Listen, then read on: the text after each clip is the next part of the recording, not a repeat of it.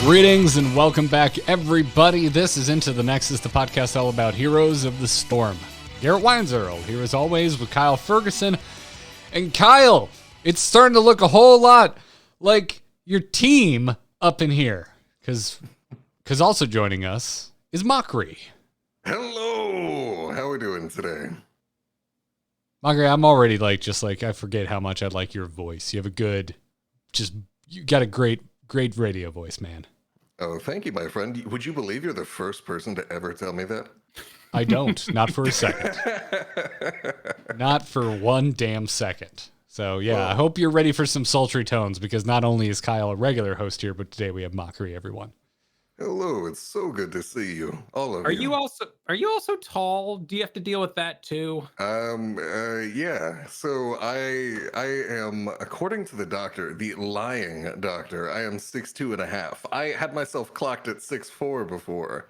But I went into the doctor a while ago and they told me 6'2.5", and I was like, "Are you sure?" And they're like, "Yes, we're very sure." And I said, "Oh, okay." So, I mean, that's tall, right? Yeah. No, that's enough to get the comments, and then you got to deal with the voice thing. So let's all forget that intro happened. Welcome to you, and everything's perfectly normal. Hello. Yeah, it's a good one. It's a good one. Glad to have you here, dude. You and I don't play a ton, but we've had some experience with me being pulled in to confuse everyone because I don't play Hogger. That's always a good time. I just love Hogger. Kyle can tell you Kyle, what do I do every time Hogger's locked in on our team? Every time, because that's his lock-in battle cry, and it begs to be mimicked. And I get the whole team doing it. It got to a point where everybody except no fun loving Cav, our team captain, everyone else would all every time Hogger got put in. It was great. I love it. It's mandatory on my teams. He's in the drafting zone, you know. We can't expect him to be so willy-nilly. It's a loosening up ritual, you know what I mean? Not everyone is into howling. You know, it's not in everyone's bones. Yeah, not everyone's into howling, and the rest of us are team players, I guess. Oh, all right. We're starting with shade already. Let's keep the shade rolling by asking how's Heroes been going for you, Mochrie? Oh, gee. Well, to put it in perspective this way, I've been doing a European climbing stream, and I looked at tweets from 3 weeks ago, and they said that I had hit Diamond 2. And I've been doing my European climbing stream, and I looked again, and I'm still Diamond 2. So not great. So it's just a European stream, and the climbing has ceased. Yeah, you know, it's just an invasion at this point. You know, I always joke, I get into games and I'm like, "Hello, I'm here from Superior America Land, here to steal strats and poison your ranked pool." It goes great. Nice. You just start quoting Homelander from The Boys and instilling fear in everybody. Tell me why my mind went to Highlander, and I was like, there can only be one? Like, what is there can only be one American in a European draft lobby. I mean, we can still make that. We can workshop that. We can make it work. And the best part is when I get into games and I'm like, "Yeehaw!" in the chat, and someone else is like, "Hey, you're from NA2," and I'm like, "Hey, what's up?" And we have our own little US connection from there. Yeehaw? Did they just assume? Hey, you know, how many Czechoslovakian dudes do you see walking around saying "yeehaw"? That's true. When was the last time you heard a Brit say "yeehaw"? You know, fair. I'm like thinking about it, and I'm just like, I'm from the South, and I don't say "yeehaw." No, but you need to. Like, we need to begin a crusade here of everybody who tries to pull off "cheers" as Americans. Give it up. And go with howdy and yeehaw. Yeah, I'm sorry. Fight back against the Yanks. Kyle, I'm sorry. I've watched every single episode that is currently available of Ted Lasso over the weekend, so I will 100% be saying cheers more for at least the next month. Oh. Yeah, I cannot help. I cannot help you. It's so chummy. I'm so jealous. But me, you don't get to. Cheers is not a greeting. To me, you say cheers, and I see Ted dancing with his towel over his shoulder, cleaning up a... What? The TV show, yeah. No, Garrett's looking at me like I've got 3 eyes, and I'm like, So this is like the second time in a month this has come up on a podcast, and I've just have to own up to the fact that I have never seen Cheers. So I was like furiously Googling. I'm like, did I get the show wrong? Like, nope. This is just me. This is just so usually it happens on podcasts with older other hosts. So yeah, I was like, wait, why is Cheers invading into the Nexus as well? Everyone here is 30 or under. Like, I'm 24. Yeah, what's going on, dude? You were 10 years younger than me, and I haven't seen Cheers. It's The Good Place, okay? He's in The Good Place. He was fantastic in it, and that's my favorite show, so it just kind of bleeds in, you know? Oh, okay, all right. Well, they were there. We can get together on that. So, yeah, okay, Kyle. I'll try not to say Cheers. I'll just say you got to take up, both of you need to take up cocktails as a hobby to the level that I do, because then there's a lot of unironic cheers because you're... Well, if you're drinking, you know? Yeah. I'm saying like the thank you. And it's a really nice thank you. It's so casual. I love it. But we can't pull it off. Because we don't have the other parts of the casualness to go with it. Like they have a, oh, really, the weather, like, oh, geez, kind of thing going on. And it's so nice and chill. Whereas we here in America do the whole, like, how you doing? I'm good. All lies. Yeah. Constructs of lies. People always say that. They're like, I come to America and people ask how you are, but they don't mean it. Now they don't want to know. I said GG, but I meant BG. I typed GG because this was a trying experience that makes me self-reflect is too much to type at the end of every Heroes game. Yeah. It's true. Yeah. But yeah, how, I haven't really gotten to like pick your brain. It's been a while since we've played some Heroes together, Mochrie. How are you enjoying the meta as it currently stands? We've had a few updates recently. We came out of the Zagarmageddon, and now they bombed Zagar to the point where she is unplayable, and now we're living in kind of a post-Nazeebo world.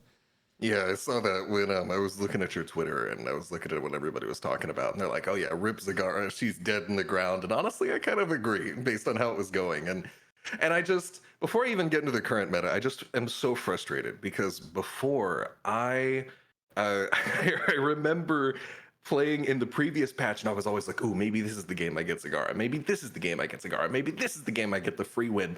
And then there's one fated game, the enemy team, their banner AFKs for a ban. They missed the ban. Zag is finally through. And I go in and I'm like, I'm typing a chat like, I've got it. I zag. And I hover it, and the lock-in button is just broken. There's no graphic. There's no like, no, you can't pick this. There's no nothing. No. And it's just like, there's no lock-in. And my whole chat is like, hurry up, go. Lock in, like why no Zag? Like, and everyone in my chat is like, what are you doing? And I'm like, guys, I can't. It's locked. It says the hero is disabled, and it turns out that I had gotten a game. The call is coming from inside the house. Yeah, I had gotten the game the moment Zag had been disabled, to the point where they didn't even have a graphic in the game yet, because I hadn't restarted. And so everyone in my chat is just flaming me, and I'm like desperately trying to be like, please, it won't let me lock, I swear. No, but on the other side too, they were probably actually trying to ban. They couldn't ban Zagara. That's what I thought. I was like, maybe they didn't AFK. Maybe like they tried to ban. I don't know, dude. I don't know. Because we talked about this. We were doing our patron games that night when it happened. In our very first game of the night, we went into quick match. I took in Zagara. We had a blast. We had so much fun. And I come out and I couldn't select Zagara. I'm like, oh, that's weird. Game's bugging out. Heroes bug everybody. My Zagara can't be selected. So like everybody waited on my dumbass to restart the game. And I come back in and there's the little circle cross through. And I'm just thinking, what? And I thought I was like the ground zero really experiencing this ban coming through it the first time. But if I was in a draft and it actually got through, I would have been furious. There would have been a monitor out my window. This happened on my stream live. It was so hilarious. And I was like, you got to believe me, guys. Jeez. I'm just so amazed that we had such near experiences to each other at the same moment. Well, so for folks listening at home who may not be familiar with you, either via your stream or as Kyle's teammate. What do you usually like to play? Because when I think Mochrie, I think Tracer. But is there more? Is there more to Mochrie? Is there more than Mochrie than extremely technically damn good Tracer play? Yeah, I mean, no, I'm just a one trick with no other redeeming Okay, well, welcome everybody. Welcome our guest today, Tracer one trick Mochrie, everyone. Yeah, no, I have no talent. I'm like SpongeBob when all he knew was fine dining and breathing, and it's just Tracer and breathing, and the rest is gone. So right click and recall is what you know. Yeah, exactly. But no, I was a competitive support main for like a year, and then like I was playing DPS for a bit, and also, first of all, I get my Tracer ban like every day. Like I literally will hit like double-digit games in a row of Tracer bans. You got to be able to play something else to maintain your rank if you can never play your character. So, well, yeah, Heroes, we have a community. We recognize the people in our leagues. There are people out here that pull out the OneNote notebook and they're like, all right, let's see, enemy team right here. This guy, okay, I know what he plays. This guy's a Smurf for that guy. See, Mochrie, okay. Yeah. Maybe you're on a Smurf. Okay, let's see, aliases. Oh, it's Mochrie. Yeah, let's get rid of that Tracer. No, and then people are talking about how to distinguish the certain barcodes from each other, and they're like, okay, when you see this barcode, you look at this gap in these letters, and that means you have to ban Tracer. This is a real thing that happens. I can't believe that barcodes are like coming back, by the way, because this is something that Kyle and I dealt with like 10 years ago when we first got into gaming content covering StarCraft 2. Like barcodes were rampant. Oh yeah. Yeah. I mean, it's funny because like barcodes, when you're like the only guy with a barcode, it's completely worthless, and they get better the more other people make them because then it's harder to tell them apart. But like at NAGM, there's like 3 barcodes, so it's not that hard to figure out if it's me or not. So what's up? In case anyone listening like isn't familiar with like barcodes, it's the vertical bar character.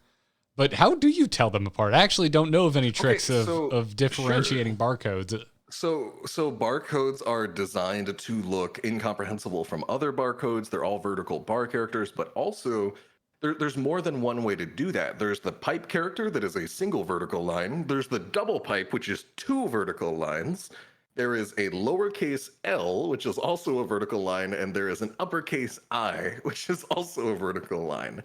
And you can make barcodes via any combination of these. These will all produce just a series of vertical lines. And the best part is barcodes, it's not as big of a deal in BattleNet services like Heroes of the Storm where duplicate names are allowed, but this allows you, even in services where duplicate names are not allowed, where every name is unique, you can still make names that are indistinguishable from each other in other games like League of Legends and stuff like that. But my barcode personally, my barcode is the Lily barcode because it's three lowercase L's, 3 uppercase I's, 3 lowercase L's, 3 uppercase I's. And so then whenever I win MVP and it forces my name all caps, it's like MVP, Lily. Oh. Yeah. Classy. That's awesome. So there you go. You see the Lily barcode, and unless somebody else made one, that's me. Okay. Nice. So what's your go-to when the Tracer gets snapped up? Like cry. What was that? Cry, fetal position, rage. I start writing the twit longer. Okay. No, so when Tracer gets banned, it depends on the situation, but usually I love me some Hanzo and some Lucio. It's all about those Overwatch characters. You know, I just want to make sure I'm a lightning rod of hate. When it comes to playing those Overwatch characters that everyone loves in this community. I'm just going to keep playing the heroes from the game that killed our game. That's what I'm going to do. Lucio is basically heal Tracer, and he's a lot of fun. You know, he has the whole attack while moving gimmick. Hanzo is just, I don't know, it's just, I'm all about that long range, that kiting, baby. You know, that's something you do on Tracer as well. And so that works out for me. And I was actually the Tassadar guy before I was the Tracer guy. Before Hurricane Harvey forced me to become a Tracer player, I was the Tassadar guy. So I still bust that out every now and then too. And then once you get past those, then it gets a little bit iffier. But we've got some alternatives up our sleeve. So you seem to like attacking while moving. Seems. Yeah, I mean it's outside of Tassadar, I guess. Pretty good stuff. Yeah. Well, I can sometimes get some Genji in there. Because there is one hero you play that certainly doesn't do much attacking while moving, and that's Hammer.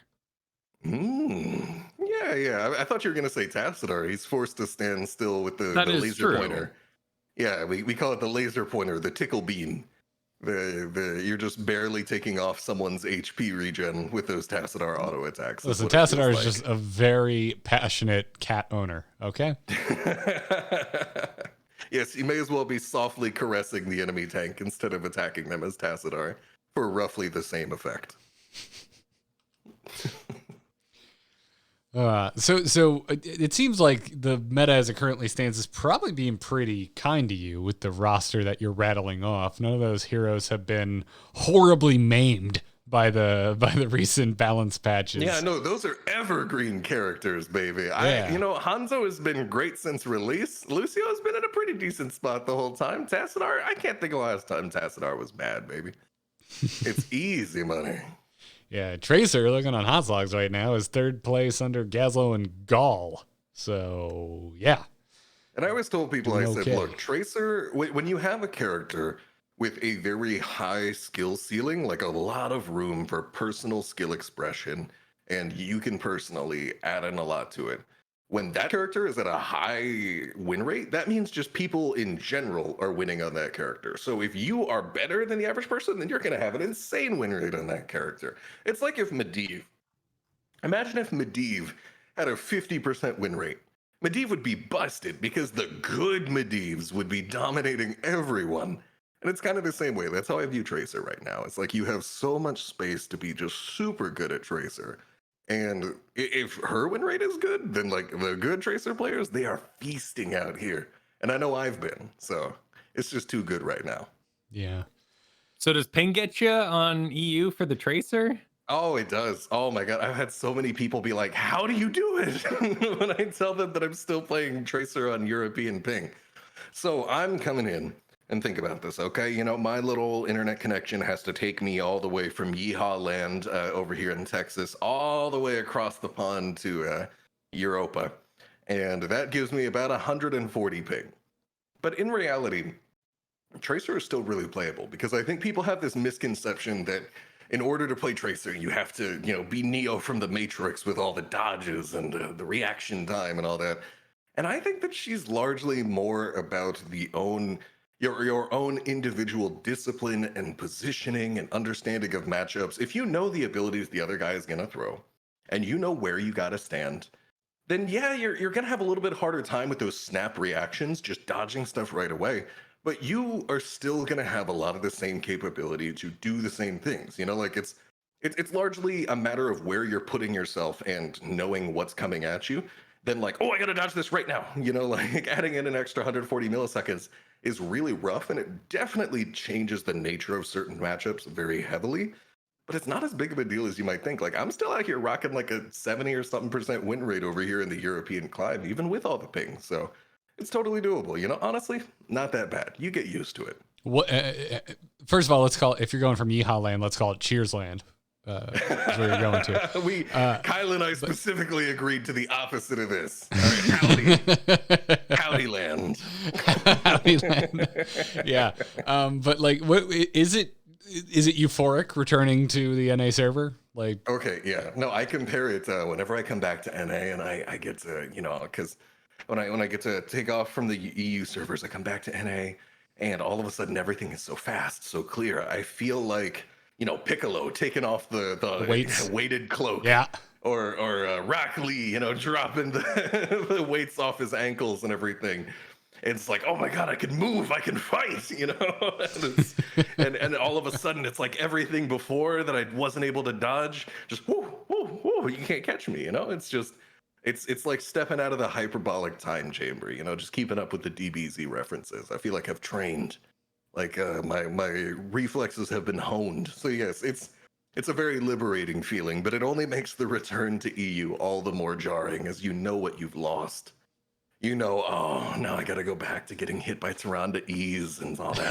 It's no fun. I think the best feeling I've had this week was consistently landing spiders on a Tracer. Like, it's rough. Consistently landing what? Spiders. from Oh Nazeebo. no, not the spiders. Okay, so there's this when I've been Praxis game where the enemy tracer was always hooking around the like southern horn on the bottom point, like the same way. Okay. So I just kept throwing my jar there, and it worked. I was just like, I am not used to landing my spiders on tracer this consistently. Spiders, I've found there have been multiple times when I'm not playing Tracer, I'm playing other characters, and I'm just like going through a fight normally, and I'm like, okay, this is going well, you know, like this fight is proceeding as normal. I'm killing that guy. He's doing some damage to me, but surely I will survive. Where did all my health go?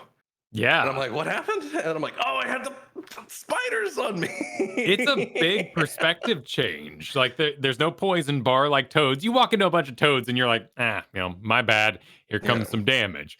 But the spiders get so lost in there, and you go grab a well, and you're like, surely this will, well, eventually, right? Like I'm gonna be okay. Yeah, there's been many a time where I just did not realize what was happening, and I just die, and I look and I see 4 or 5 of those little right there at my feet that just tore me apart. Garrett, did you get to try the build I told you to do? Dude, it's so much better. So much better. Perfect. I've still had some absolutely awful games. I guess the quickest way I can explain that is I visited Lever's Queue for the first time in like 3 years this week. So there, yeah. But yeah, I've actually, like my first 3 games I tried with that build were just like pretty damn strong victories. Nice. With your get the hell away from spiders and quick match, what are you doing? No one's going to hold anything still for you. You're going to miss all your jars. So yeah, doing the thing of the deep, just kind of like full on, just be an absolute lane jerk build. If I want to have fun in Heroes of the Storm right now, that's what it's quick match, it's Nazeebo, and it's thing of the deep build for sure. That is a good, somewhat relaxing time. I just can't give up my spiders, man. Just spiders at every level, just given to me. I was already picking spider build before the changes, and then they buffed my favorite Nazeebo build. Ooh, you best believe I'm on it. If I got a front line that even has like a 30% slow, I'm all over it. Mm-hmm. But Nazeebo ain't making it through too many drafts, but I've been enjoying playing him, which means it's time to go to quick match. And I love a 5-second queue as much as the next person. Could we wait like maybe 10 or 15 and maybe give me a front line? That'd be nice. That'd be lovely. That would be nice, yeah. Depends on what you consider a front line, right? Listen, quick match has some very loose definitions of what a front line is. It's true. All bruisers aren't created equal is kind of my point here. Like sometimes you get the Chen, sometimes you get the Imperious, and Chen and Imperious do not equal a Gazlo. No, they're not going to protect you. Very different experiences for sure. There was a map of the past I get so excited about, and I think it's just simple, like reward centers. But the old, how do you say this thing? Spirit of I just say Eric here, but I have no idea if that's right. I say Eric here as well. Because Spirit of Eric here, that's ARACHYR. And I know last time I was saying Eric here on my stream, I had a Vikings on my team, and my chat was like, we thought you were saying Eric here the whole time. Like, we had no idea what you were talking about. Nobody's here named Eric, Mochrie. What are you doing? I might lay into that CH, but it just sounds really pretentious if I go that way. Eric here. Oh. Well, it's all right, so get geeky for just a second. It's a play off arachnid, which are spiders. So, but Arachneer. No, it wouldn't be. No, there's no N in there. What a beautiful bouquet is this? Arachneer. At any rate, that was way too close to erect. Is all I'm going to say. I love this talent as it previous was. I think it's a lot of fun right now too. And every time I got Battlefield Eternity, I was so stoked to do a full spider build because I was the only mage, and I'm going to get extra spiders. I'm going to take advantage of combat text, and I would just love it. So he's awesome right now. He's got so much going for him. I love that superstition, extra bits. What a cool little rework, and how stark next to Zagara. Yep, two summoners. It's a tale of two summoners. You know, it's the best of times and the worst of times. Yeah, I guess to bring in your Highlander, there can only be one summoner, I guess. And right now, Nazeebo gets to be good. Yeah, where's Asmodan chilling right now? Actually, Asmodan's doing quite well. Yeah, but 52. Not because of his summoning. Don't ruin the joke, Kyle. I'm sorry. How dare you ruin It's my fine. joke by fact checking it. He's doing fine because of his beam and his globes. Like Yeah, see, him being a Asmodan summoner does has nothing to things. do with it. Yeah, Asmodan does things, okay? Like, a significant portion of Asmodan is him actually doing things. Whereas Nazeebo, every single ability is Nazeebo getting someone else to do his work for him. All right? Q, spiders, fight for me. W, zombies, fight for me. E, toads, fight for me. You summon a gargantuan, a spirit. Nazeebo doesn't do shit. That's all I'm saying. All right? I forget that you jackasses all have your beeps at the ready.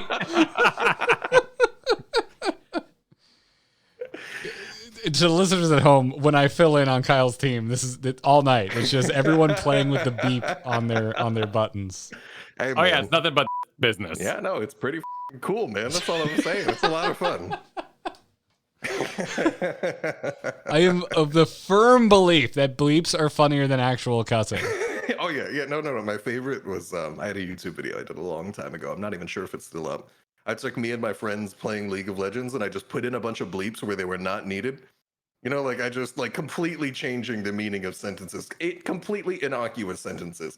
You know, anything like with a modifier. Like if I'm like, hand me that yellow lemon. If you bleep yellow, it's hilarious suddenly. Yeah. It's like, oh god, I'm getting down here bot lane. Oh god, please help me. Oh, you know, you just toss that in where it was not necessary at all, and it changes everything. It's instant comedy. It's good stuff. It's How old is that? That Sesame Street video? That's a good one. Unnecessary bleep Sesame Street. Yeah, look that up. Vaguely remember. I feel like I'm describing a meme. I'm not going to go any further. Just enjoy yourself. I want to know more about Tracer because you have a particular set of skills and a huge amount of knowledge when it comes to, shall we say, features. Okay. You got to point me in a certain direction here. Are you just going to let me loose and just say, tell me about Tracer? Because I mean, like, are you talking about bugs? I'm talking about ways you go through walls. Ooh. Or how bombs work in bizarre ways. How did you discover all these weird things? Just being a neckbeard hermit in a cave for several years. You know, like other people in college were making friends and getting laid, and I was in my cave playing Tracer in Heroes of the Storm. And so the way this works, let's talk about some of those things because those are. It's okay. Kyle was watching Danny Phantom. If our pre-show was anything to be, it was good for a nap. It was right before SpongeBob, and Fairly Odd Parents is funny. What can I say? Yeah, no, I mean, full credit to you. But okay, so those are real things you're talking about. So here, Tracer blinking through walls. To give you the quick rundown, and I've looked at the code to confirm this is how it works. Tracer, when she blinks, the way it's coded is that it's actually just really fast movement. Tracer just gets a whole bunch of movement speed for the minimum amount of time possible. Okay? So the minimum amount of time possible is a 16th of a second. Heroes of the Storm updates its game state every 16th of a second. The small little like in-betweens you see are just the game smoothing things out for you. In reality, things only change once every 16th of a second. And I think the only exception to that is projectiles update 32 times per second, if I remember correctly. But if things update every 16th of a second, that's the smallest amount of time you can go. And Tracer's blink is just a single tick, 1/16 of a second, a single tick of really fast movement speed. Well, then that means the Tracer's moving really fast for the minimum amount of time. And if there's no time happening in between one tick and another, then that means the Tracer is effectively teleporting forward. It's a movement command forward, but nothing happens in between. You're never in between your start and your stop point. And so what that means is you can abuse that in really interesting ways. You can use that movement command. The fact that Tracer doesn't actually walk between her start and end destination because it's for the minimum amount of time, she just skips forward through taking the minimum amount of time possible. This allows you to hop over stuff. You never existed between your start and your end. You took a little wormhole to get to the end of your blink. So you can dodge things. You can blink right over whatever you want. You can blink out of zombie wall. You can blink out of Leoric Tomb. You can blink over Tassidar's Force Wall, which is kind of an insane one. That one actually I didn't know about for a long time. You can blink over projectiles. You can blink right through a Lee-Ming orb. The timing is really tight on that one, and it depends on a lot of factors, but there's so much you can do there. So, and none of this is, you can't make it wider than max range due to the width of what you're trying to blink through, can you? That is effectively what happens when you blink through Tassidar's Force Wall. Oh, really? So interesting. So even if you're butt up against the wall, the maximum distance isn't technically enough to get through the walls. So it. Yeah. So what you're talking about here is something really, really big. When you're trying to blink through Force Wall, this is something I actually found out in my initial testing. If you walk all the way up to the wall and try and blink, it doesn't always go through. But if you walk up almost to the wall and then blink just a little bit away, it always works. Every single time. Interesting. There's a whole bunch of really funky little logic with how Tracer's blink works.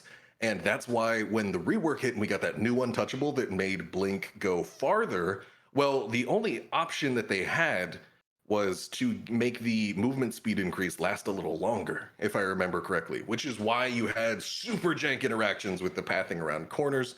For anybody who doesn't know what I'm talking about, I'm getting into something obscure here. It's a bug from like 2 years ago. Tracer had an untouchable bug.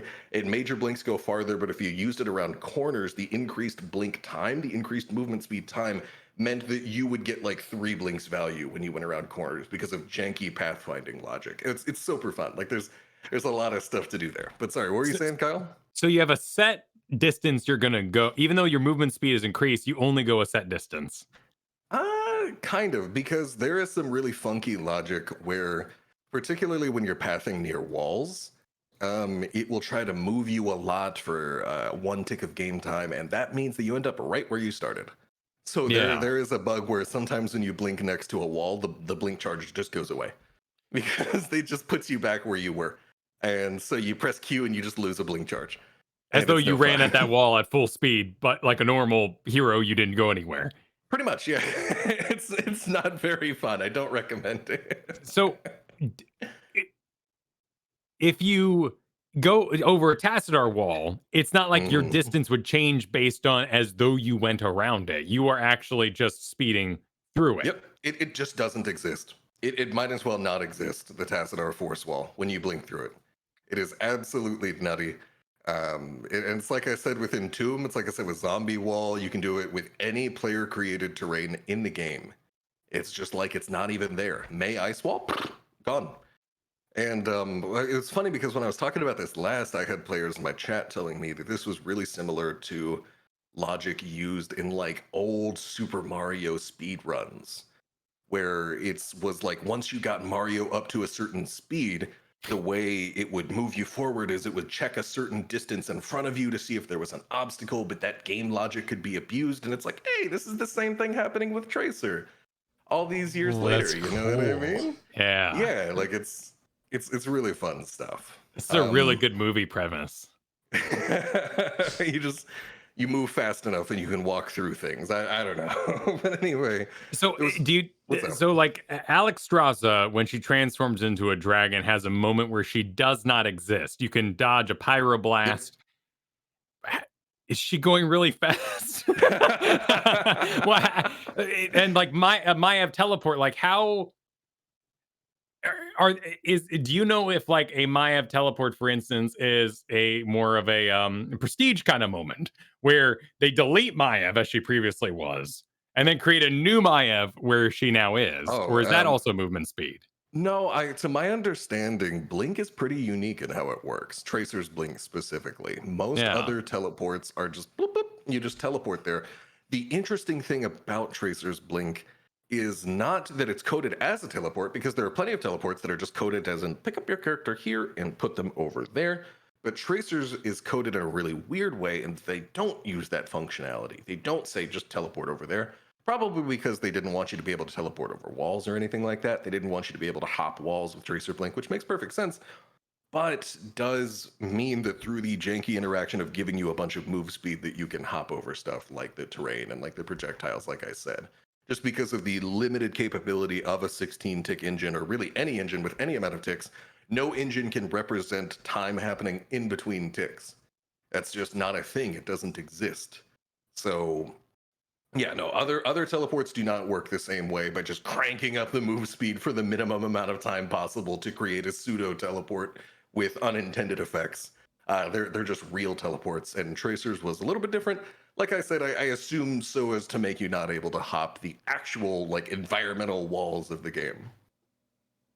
Because movement speed is still subject to restrictions of what you can attempt to walk around on in terms of like the actual walls, not the ones created by the players, but like the buildings and the walls and all that. Right. Yeah. What would be effectively terrain or a structure, right? But stuff that is temporary, like any sort of manipulation caused by characters. That makes sense. That's wild.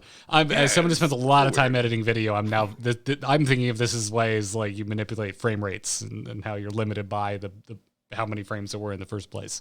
Oh, absolutely, because it's the same thing. Frames are just ways of representing what's happening in the video, and you don't have anything between one frame and another. You can interpolate, which is effectively what's being shown there. Oh yeah, I love it when people send me 24 frames a second and go, "Hey, I want slow-mo." It's like, that's nice. You're out of luck. Enhance this for me. And so I see in the chat, Tracer's blink almost seems like a dash more than a teleport, and that is the point, right? It's a dash coded to be like a teleport. It's a dash where you don't ever exist between the start and end. How is that not a teleport? It's really interesting when you sort of pop open the hood and just look at it from a coding perspective, and you start to see the differences that come out as a result of that. That is wildly fascinating. Hell yeah. Well, I'm right in, folks. If this like showed you the Matrix, not going to talk about this. Not talking about the trailer. But let us know if you're out there murdering fools as Tracer as a result of Mochrie showing you the inner workings of how to break this hero for your benefit. But there's more, surely. Oh, there's so much more, dude. I've made plenty of videos where I'm like, hey guys, here's this cool thing you can do on Tracer, and it's like a week later, boom, patched out of the game. And I'm like, son of a like, every time it happens. So do you want to mention everything else here so that it can then get patched out once this episode goes up?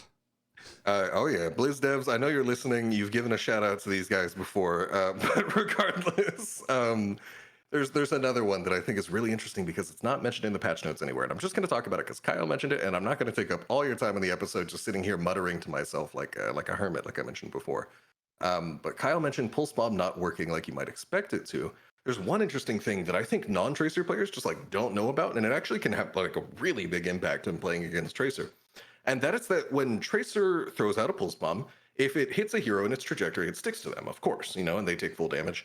And players in the AoE of the Pulse Bomb take half damage. And it's the same thing for a Pulse Bomb on the ground. You throw out your Pulse Bomb, very unfortunate, didn't hit anybody, it's on the ground. Well, the AoE on the ground deals half damage. Except if you touch the bomb itself on the ground. If your hero model is touching the bomb, not the explosion around the bomb, but the bomb itself, you still take full damage from that Pulse Bomb. And I think that's something I didn't know for like my first year or two of playing Tracer. So I think there's no way a lot of non-Tracer players know that. And so I will throw out a bomb and be like, damn, I missed. And then the other guy will just stand on it. And they don't know that, oh, they've got their foot on the bomb. They're going to take full damage. And I get the kill anyway. So that's not reflected in like any tooltips, by the way. Like that's not said anywhere. That's something I didn't know for the longest time. You can't read your way into finding that.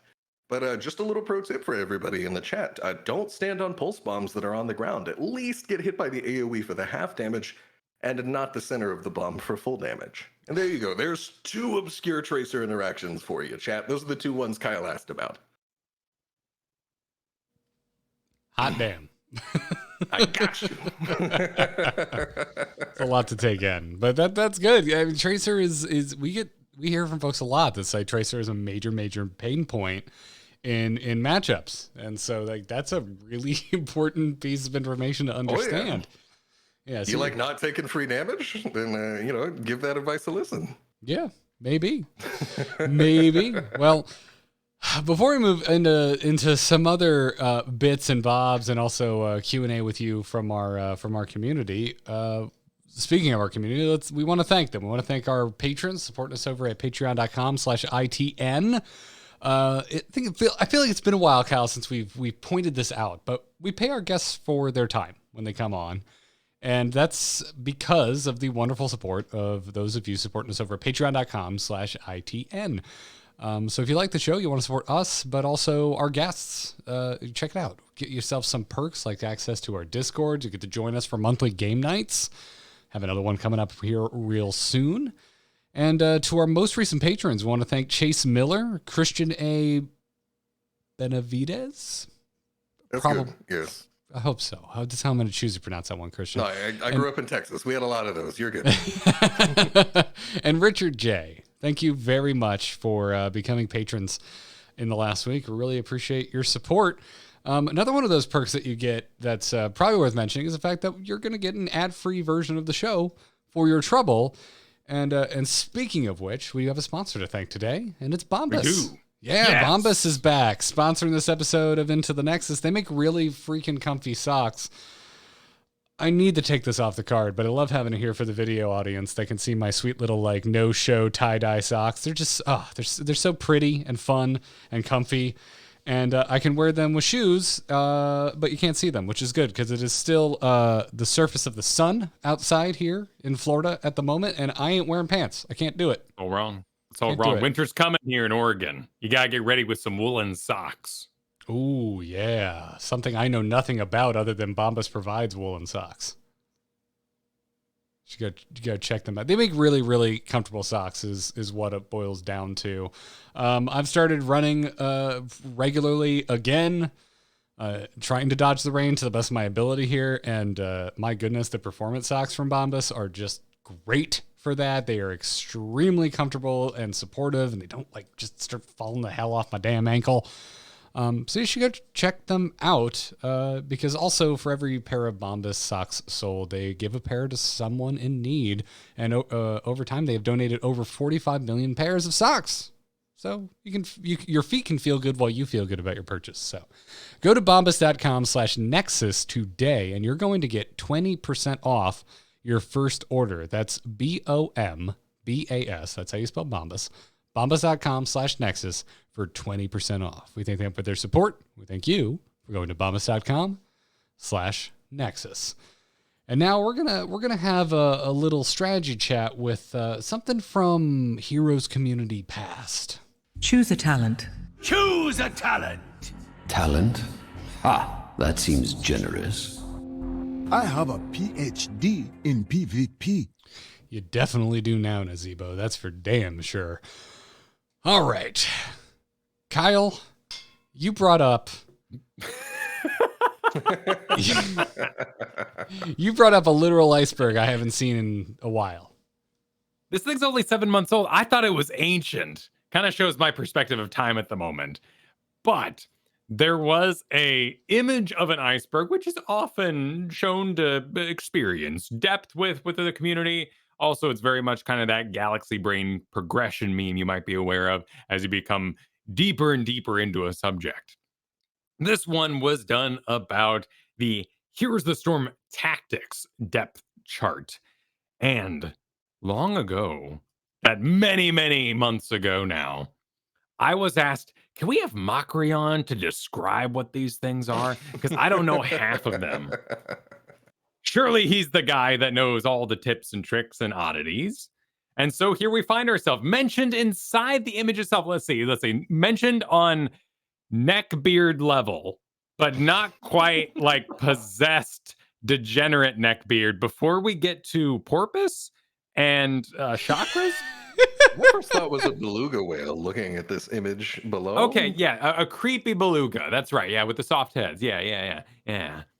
Big brains. Okay. Big brains in those belugas. So again, this is an iceberg categorizing different tips. You start out at the top with stuff like soak lanes, keeps give catapults, basic information about the game. Go to objective. Go to objective. And something I shouldn't have to yell, but still have to. And you go down the list, and it starts adding stuff that's a little more obscure, and down a little bit down there, you get to Mochrie tips, which thank you for the shout out. I'm the person that made this chart. As you can see, I've already gone over some of them in depth with you guys, so I'm not going to continue to harangue you with, explanations found through months of just adult tracer binges. But I'm looking through here and let's see. So, for example, we've got skin animation abuse is in the same category as Mochrie tips, and that was actually a big one. So, for those of you who are unaware, there are certain skins that have been banned in competitive play for a long time and were banned in the days of yore. And so the very first one that immediately comes to mind, it's not necessarily a skin, but the invisible horse. Automatically, the invisible horse, a horse that is invisible. It's almost invisible, just barely.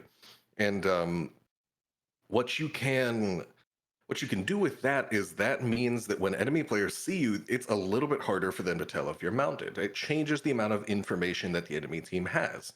And so right off the bat, it's like, whatever, okay, that's not that big of a deal. But there were certain skins that played a much bigger factor in the game. Like, for example, you have Kael'thas.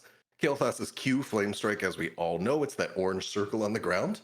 Well, on high settings, if you're a player that plays with a strong PC on high settings, you may recognize Flame Strike as this really easy to see circle with a bunch of runes adorning it around the edge. On low graphic settings, it's literally just a circle. It's a drawn circle on the ground with nothing else. And that circle was orange. And Sky Temple, back in the day, used to be a map during the day. It was in the desert in the day. And you had a skill shot that dealt massive damage with multiple talents tied to it that was an orange circle on sand. And so if you could abuse certain stuff like that, I'm not sure if that was a skin, but that's just an example of how you could tie certain skins and animations together. You had Archangel Diablo permabanned from competitive for the longest time because it turned Diablo's apocalypse circles, the stun circles upon every enemy, it turned them all blue. Well, on the Diablo maps in the game, Battlefield of Eternity and Infernal Shrines, the ground is like this dark gray. And so dark gray and dark blue, you can't see where the apocalypse circles end. And so if you use that, it was like, oh God, how do we get out of the apocalypse? I can't even see it. So there's a whole lot of stuff like that right there. And there's actually another tip that I'm looking at it that is also one that I made a video about a long time ago. Again, I'm not going to continue to harangue you with these, but just to talk about some of these, I really like this one. Diablo can interrupt Mosh with Q. This is where I test my co-hosts and see if they watch my content. Do we know how you can interrupt Mosh with Q, friends? Do we know the trick to interrupting ETC's Mosh Pit with Q? They're both looking with concerned faces. Well, I'm virtually looking to my right. I learned from Porky.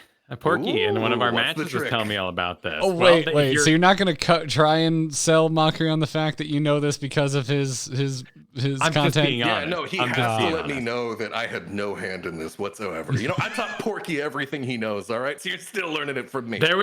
Okay. How do you do it, Kyle? Comes full circle. Well, my understanding is you go to max range and your acceleration will be at such a level. And now you've told me that the acceleration might matter because he goes so fast that he can anime speed through the stun. It's like when the anime swordsman lifts up their sword an inch, they just take it like an inch out of the sheath and then, they're like, and then the other guy just is cut in half. Yeah. It's like that, it's so fast, it can't be stopped. But anyway. Let's look past the fact of how much money was just saved in animation. It just looks cool. It just looks cool. It is cool. It's always, rule of cool. I heavily subscribe to the rule of cool. I'm willing to overlook a lot in favor of, that was nice. But anyway, Diablo can interrupt ETC's Mosh Pit, which is a continuous AoE set of stuns around ETC, by moving far away from Diablo, or moving far away from ETC as Diablo, and then shadow charging from max distance, just like Kyle said, because as Diablo accelerates through his shadow charge, he gains speed. And so you're moving so slow at the start of your queue that if you try to interrupt Mosh Pit right next to it, you will fail almost every single time, if not every single time. But if you move away to max range and allow Diablo to get that sort of takeoff, taxi, go through the runway and everything, and speed up into the mosh, you will interrupt it, to my findings, every single time. So it's actually, are we back to that 16th refresh rule? Is that why? I'm not really sure exactly how that specific trick interacts with the tick rate. It wouldn't surprise me if that has something to do with it, but I can't confidently speak on that. It has to be that, and I want it to be just so I can have that nerdism in my head. I'm such a sucker. I'm such a sucker for the anime. As he backs up and he's like, I can only do this if I go fast enough. And everyone's like, no, Diablo, you can't possibly go that fast. You'll never come back. But he does it. Impossible, Diablo. But in reality, Diablo is sitting there with a whiteboard going, all right, if my acceleration reaches this speed by the time I'm at the maximum edge of Mosh Pit, then as long as point B, it's just, that's what's actually happening. Yeah. Diablo is bruising the bridge of his nose by pushing his glasses up. That's what's actually he's got a PhD in PvP, you know? Yeah. Didn't we just talk about it? I mean, at least it's the same franchise. Yeah, he was in the same class, graduating class as Nazeebo.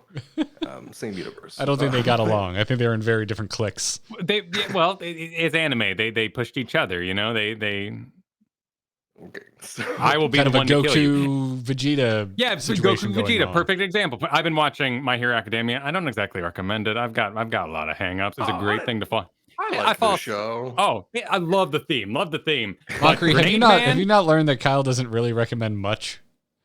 I don't know, man. Grenade Man is wasting my time. He is a waste of time. Who is? Grenade Man. Grenade Man? Bakugo? Yeah, he's an absolute waste of time. The fact that you called Bakugo Grenade Man means that I can void your opinion about My Hero Academia. Moving on. Maybe I'm too old. I like Harry Potter. I'm in it for the adults now. What can I say? You know, I was always in it for Snape, man. And anyway. What is the Ravens on Siege Camp one? Oh, yeah, so that's a really fun one. So Ravens on Siege Camp. This is a tip on the Iceberg chart for our audio-only audience. I just like saying audio-only audience. It sounds fun. But anyway, for the Ravens on Siege Camp, this is a cursed hollow technique. And if you will put your gaze towards the Siege Camp in the cursed hollow map next time you are on it, you will see that perched right by it are some ravens. And these ravens will move when disturbed. When a hero enters a certain radius near the ravens, these ravens fly away. But the thing is, these ravens are visible even through fog of war. You can see the ravens even if you do not have vision of the camp. And this is a trick going back to like 2015, 2014, if I'm being honest. We found this out a long time ago. But the cool thing about that is you can look at the enemy siege camp through fog of war, and when you see those ravens fly away, you know that someone just walked up to siege camp. And so it's vision without having vision. How long till they reset? I don't think they reset. I'm pretty sure it's they a fly away for one-time good. thing. So it's when you see them, so you can be like, oh, they're not on siege. The ravens are still there. They're not on their siege camp. That means they're doing bruisers right now. And that is a pretty big deal. You're like, some of them are off the map. It's their heroes that are good at doing mercenaries. I'm looking over. The ravens are still there. They're on bruisers right now. Like, that gives you information about what the enemy team is doing. So that one's a really good one. And then there's another one that I want to talk about in here, because we've been talking about hero interactions and stuff in-game with the Raven one. This is a bit of social engineering, and this is super toxic. Don't recommend, by the way, but I gotta talk about it just because it's hilarious. There's one in here right below Mochrie Tips that says tricking teammate into dodging draft. Oh. Again, super toxic. But the way this works is, let's say, for example, you and a teammate in your draft are both hovering, your heroes getting ready to lock in. And the other guy just has his hover. You know, he's showing, okay, I'm going to pick Malfurion. And the clock is ticking down. It's going, 5, 4, and you're hovering whatever hero, 3, 2, 1, and bam, you lock Malfurion right there. And you steal their hover. And then now, with like half a second left, this guy's not hovering a valid hero. Your teammate is hovering a hero that has already been selected and is not available to pick. 0 seconds are reached on the pick phase. They are not hovering a valid selection. They dodge the draft. It is incredibly toxic, but that is a method that some players use to force their teammates to dodge. I think this happened to you and me like a year ago. Yeah, I was the 'Cause- one. I was the one that got trickaroonied. Yeah, because I had never seen Sorry, it I didn't mean before. to trigger flashbacks here. I'm so sorry. No, No, it's it's all good good. because it's been so long since I thought about it that I forgot that this is a thing. And it might have caused me to go on my big crusade to find first pick worthy heroes, and then I got into Cassian. Hey, it accelerated me up. So yeah, Always look on the bright side of but life, everyone yeah. listening, don't do that. Don't do that. On If the you bright count side- yourself a valued member of the Into the Nexus community, no, that's a bad podcast listener. Okay, so I will say the fact that you now know how that works means you're also better equipped to defend yourself. Do not let the timer time out all the way because you are opening yourself up to that kind of attack. Lock it in with at least a few seconds left, you know? Give your teammates time to show what you're picking, but lock it in a little bit. Don't let someone take advantage of you like that. So, Yeah, you know, listen- I'm gonna twist this as a good thing. I'm gonna spin this in a positive Oh, yeah. light. I'm teaching you. I'm the defense against the dark arts teacher for this tip. that's got true because you're not supposed to go out and become a dark wizard. Exactly. No one's Except supposed to sit in there going, okay, Imperious Curse. All right, yeah, that sounds like a good one, you know? Now, buff application priority, does that matter? Or is it just like a fact that you might have in your head? So remember how I said I'm a hermit that knows a lot about Tracer? Yeah. Buff application priority is for like a different set of hermits that I don't share their arcane knowledge of. Okay. They're off in a different mountain in a different cave eating. But you're not different allowed to go up the mushrooms. mountain. Yeah, it gets a little I more just extreme. The haven't rules are really tight. bothered. Yeah. Okay. It's I'm sure it matters. I just don't know how. They're doing their own thing. We send each other smoke signals from our distant mountains every now and then. I like that on the same level they included drafting for engagement length, which might be Cavalier Guest's favorite thing outside of macro. Oh yeah. Oh, he's all about it. And it's a pretty solid way of thinking about fights. That's less like, like a lot of the stuff we're talking about, these are like tips that like matter for like a certain, specific situations, but that's like just a huge one in general. Like that's just a part of being a good drafter is you have to understand, okay, like when we're drafting our comp here, do we want really short fights? Do we win when the fights are short, when somebody's getting deleted? Or do we win when fights are really long, when both teams are in this war of attrition and we're draining each other's resources? Who's going to run out of mana first? Who's going to run out of health first? And that is a really important element to take into account as a drafter. You have to know, what kind of fight does the enemy team want? What kind of fight do I want? How can I make my fight happen and avoid his kind of fight? That is just really good knowledge in general. That's not even like, I wouldn't even call that obscure, although not a lot of drafters know it, but it is a very important part of playing drafting.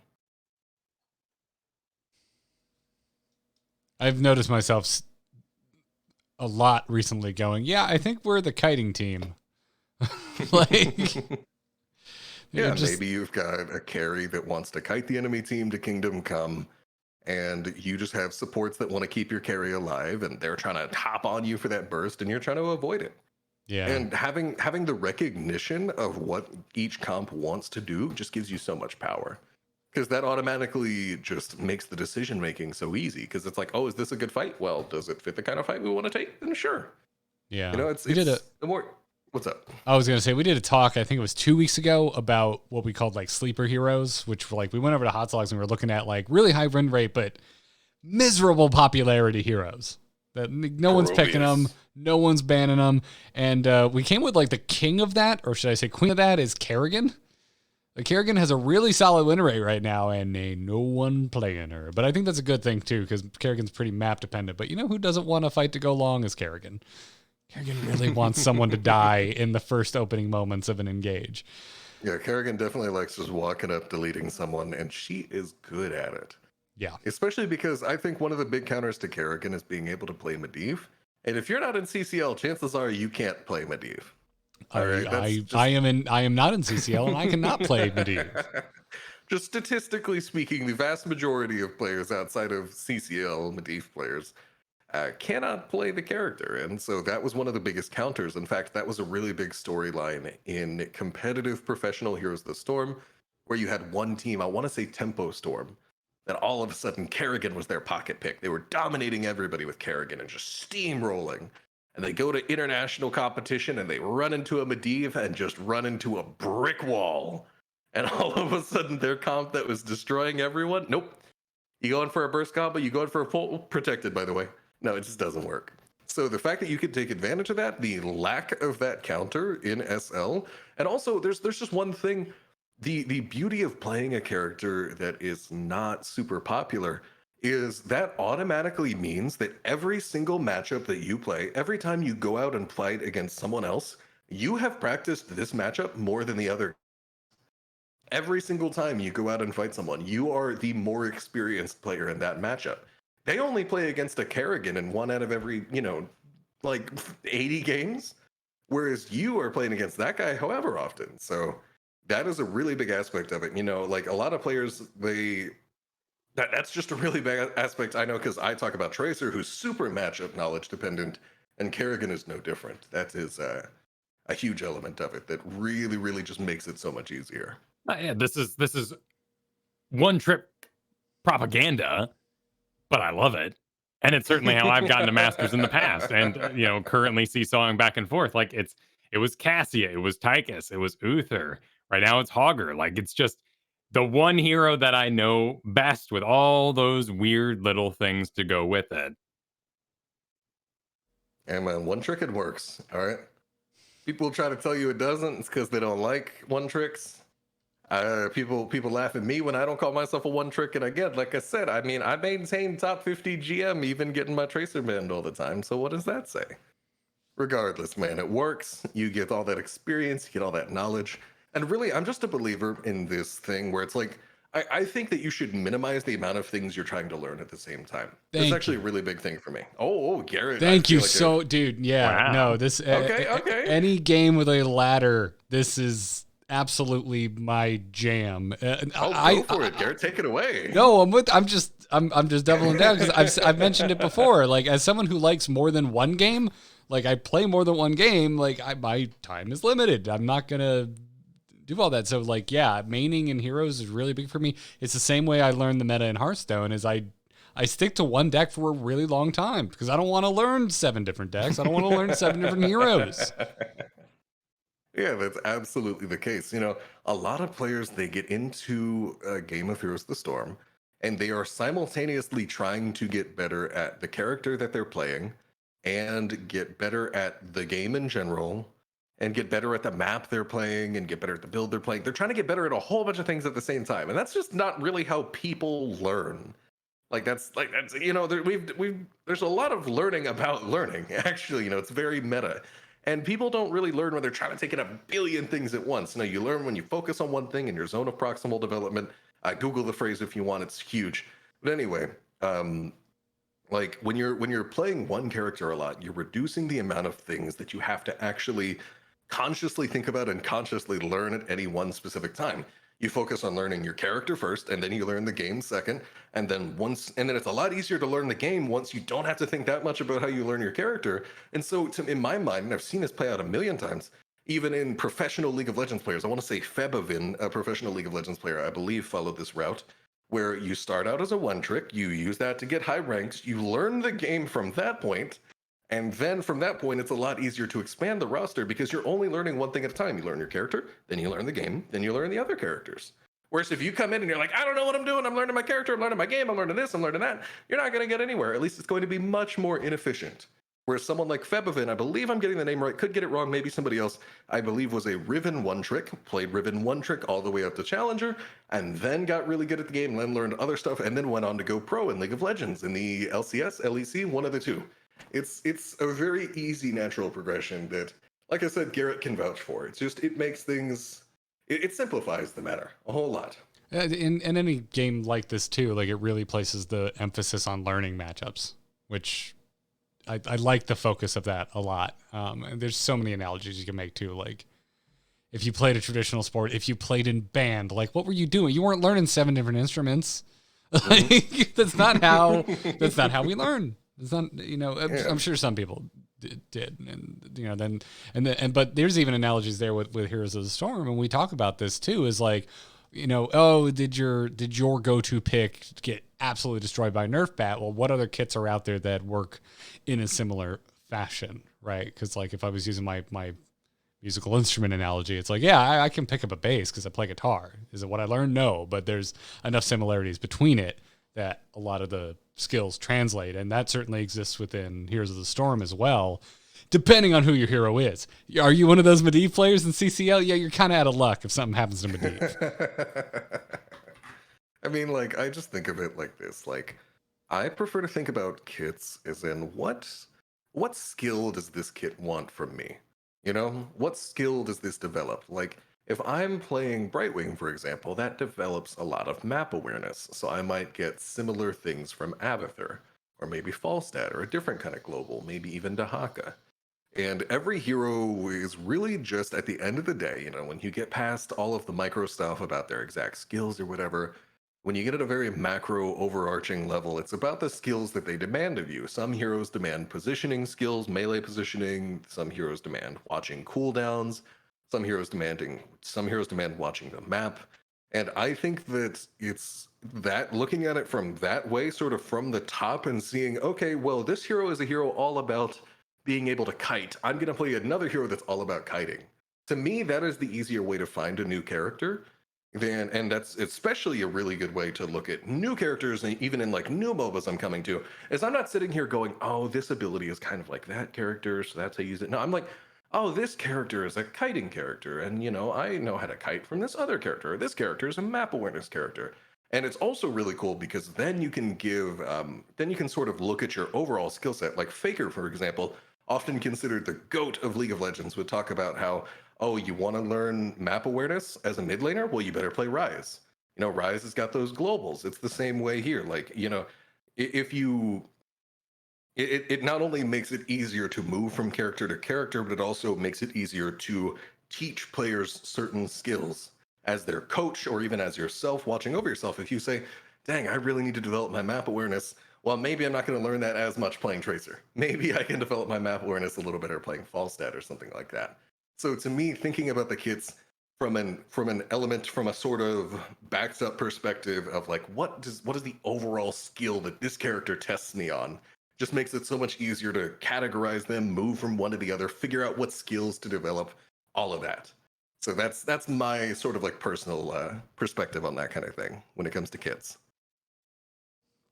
It's a damn good way of looking at it, for sure. Why, thank you. Well, yeah.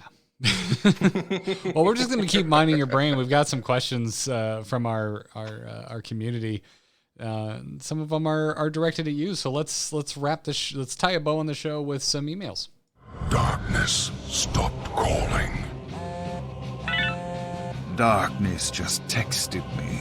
It's not the moment, it's a hero brawler! You can send your emails to itncast@gmail.com. Or if you're a patron, just write us right there in the Discord. Divik. I never know how to pronounce your name, Divik. Wants to know, what hero has consistently been your adversary the longest? Basically, the hero that you hated facing against the most. Ooh. Are they mining for tracer counters? Well, this doubles as both a hero that is good into Tracer and a hero that I just really hate playing against. Okay.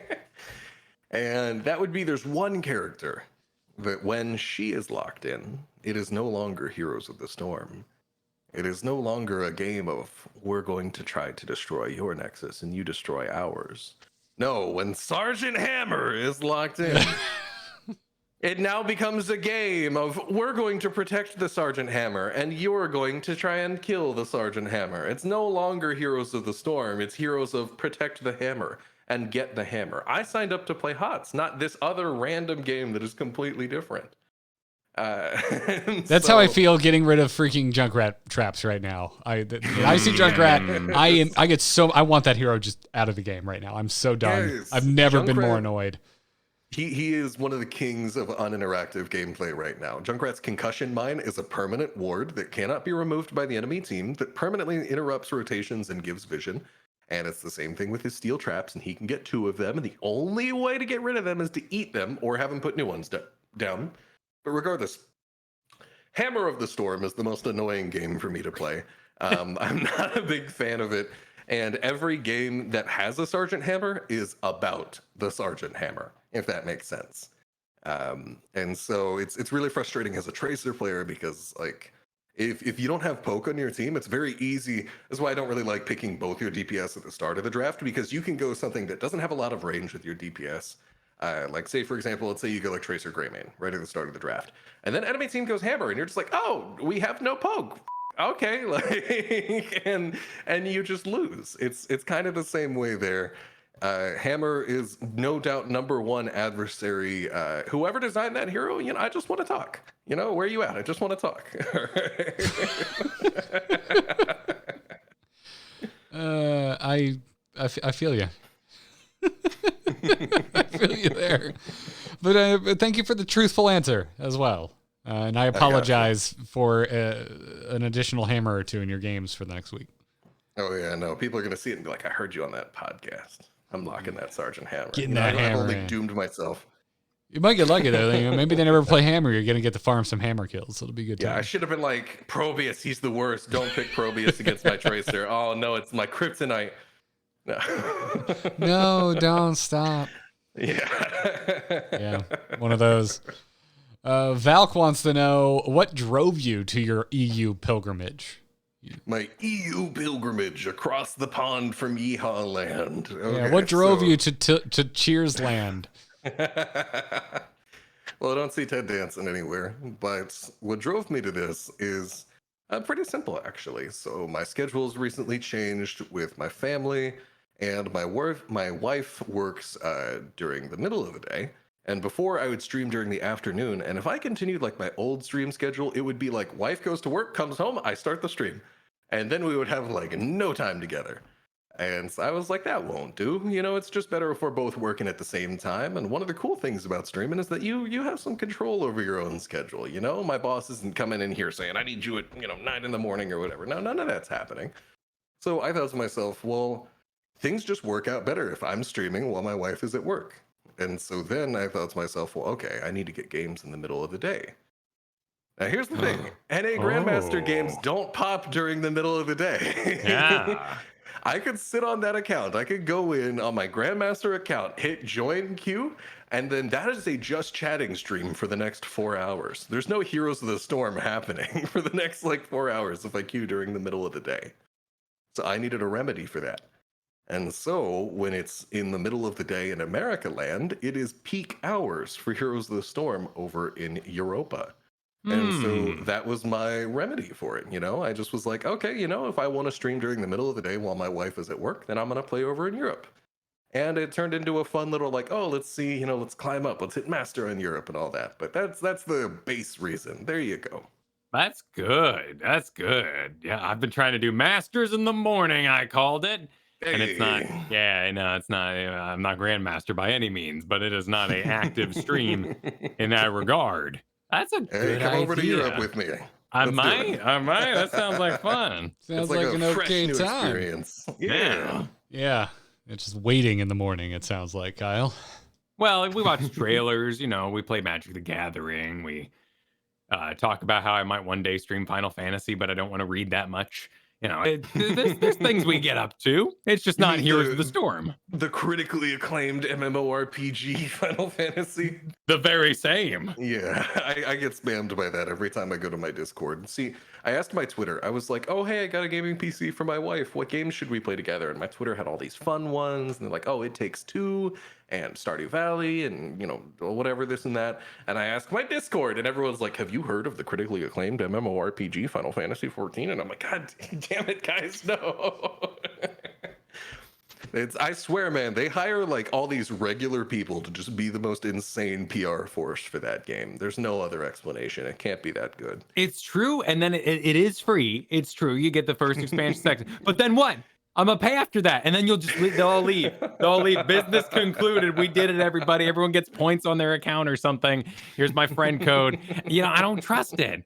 I don't trust that. Though I did learn that this week they call being rude in Final Fantasy WoW polite. And I like that a lot. Oh, the shade. Stop being WoW polite. Oh, no. That's pretty amazing. Yeah, I love it. That is like shade I can respect. Respectable shade. Nice. It's good stuff. It's good stuff.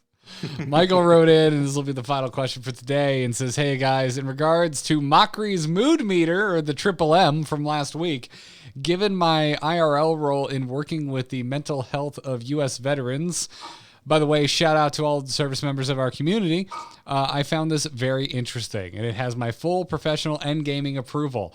Having more refined tools and using them skillfully is true for any game, and refining our way to actually talk about our emotions is truly an asset in all realms of life. Thank you, and thanks to Cavalier Guest and Mochrie for putting this out there to allow others to hopefully be more precise and therefore more heard and hopefully understood. In my workplace, many times people don't even have words for the feels they get, and we have to start with happy, sad, angry, or fearful to help nail down the I feel bads more precisely.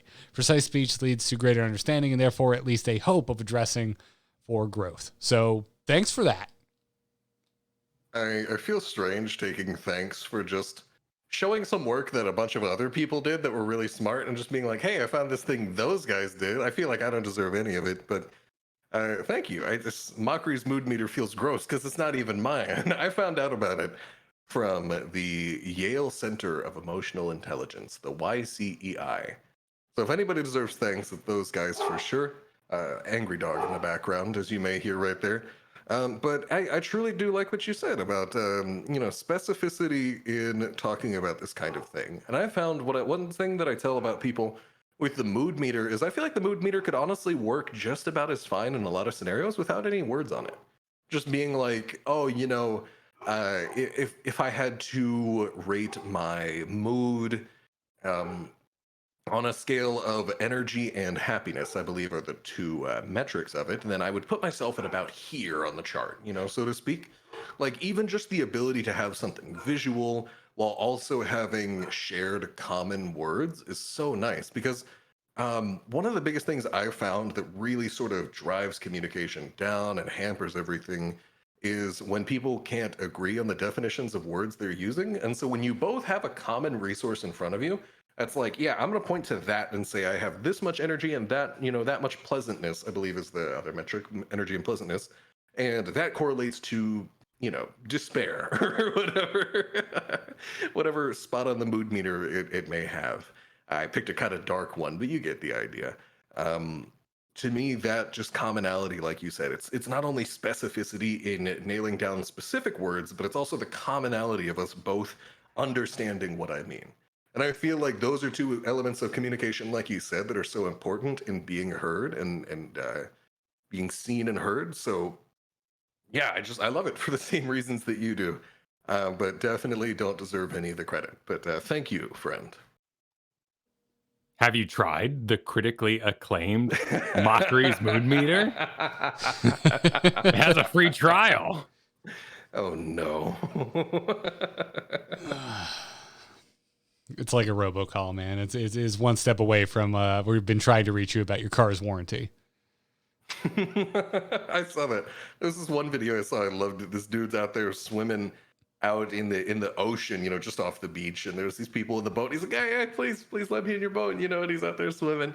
Please let me in. And I'm like, oh yeah, of course, sir. And they let him in the boat. He's in there. He's like, oh, thank you for helping me up. I've been trying to reach you for some time about your car's extended warranty. Yep, that's how it feels like with people trying to get me to play Final Fantasy right now. Oh, and this is another one. I know I'm just talking about other people's content, completely off base from Heroes of the Storm. I just love this specific subgenre so much. Dude walks around the ocean with a shell, and he's like, you can hear the ocean if like you put it up to your ear. He's like, no, for real, like, and he's got a little speaker in the shell, and so he hands it off to strangers at the beach, and they put it up to their ear. And we've been trying to reach you for some time about your car's extended warranty. I've seen this one. That's a great one. Yeah, and they got someone off to the side recording. Like speaking and it's great. So it's so freaking good. It's so freaking good. Well, so was this episode. Mochrie, dude, thank you so much for hanging out with us as we Anytime, my guy. As we bring this to a close. Again, folks, if you're listening, you want to be a part of the show, write in itncast@gmail.com is where you can send those emails. If you're supporting us on Patreon, just hit us up in the Discord.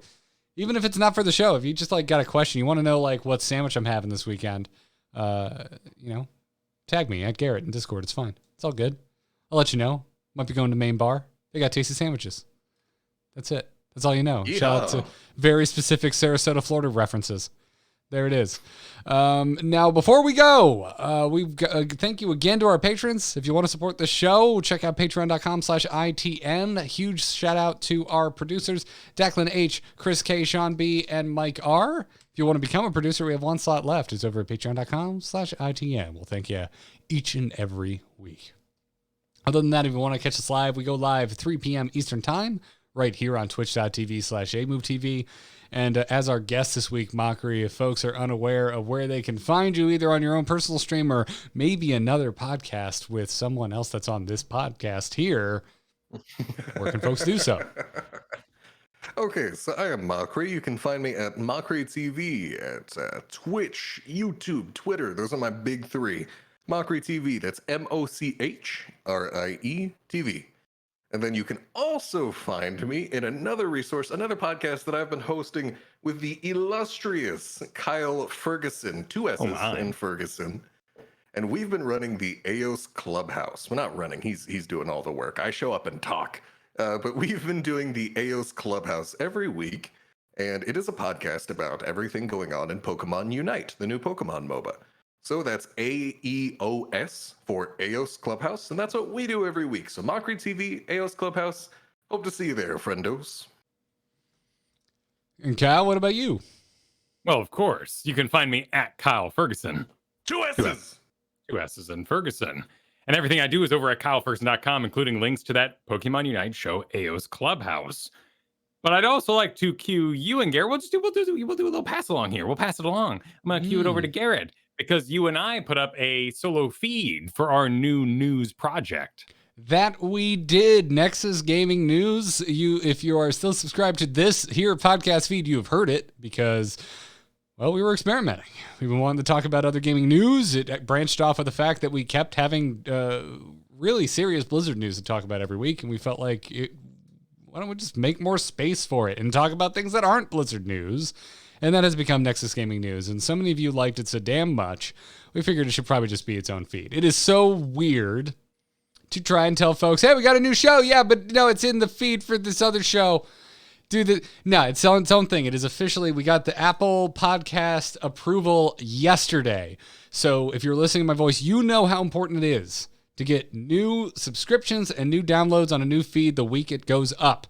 So if you want to support Kyle and myself for free, money-free support right here, go find Nexus Gaming News, subscribe and download the most recent episode number 5. Kyle and I talk about those new restrictions in China saying that minors can only play 1 hour of online games per night and only on weekends. Also, how those kids are like totally getting around this already within like less than a week, because ain't no one going to keep gamers away from their games. Finds a way. Darn right. So go subscribe to Nexus Gaming News, wherever it is you get your podcasts. I hear tell it ain't up on Google Podcasts yet. That one's a bit problematic, but it is currently available on Apple Podcasts, Spotify, Stitcher, and everywhere else. So go give it a sub. We thank you, everybody, for listening, for hanging out with us here on Into the Nexus, including Mochrie. Thanks for joining us, dude. And until next time, good luck and have fun, everybody. Take care. See ya.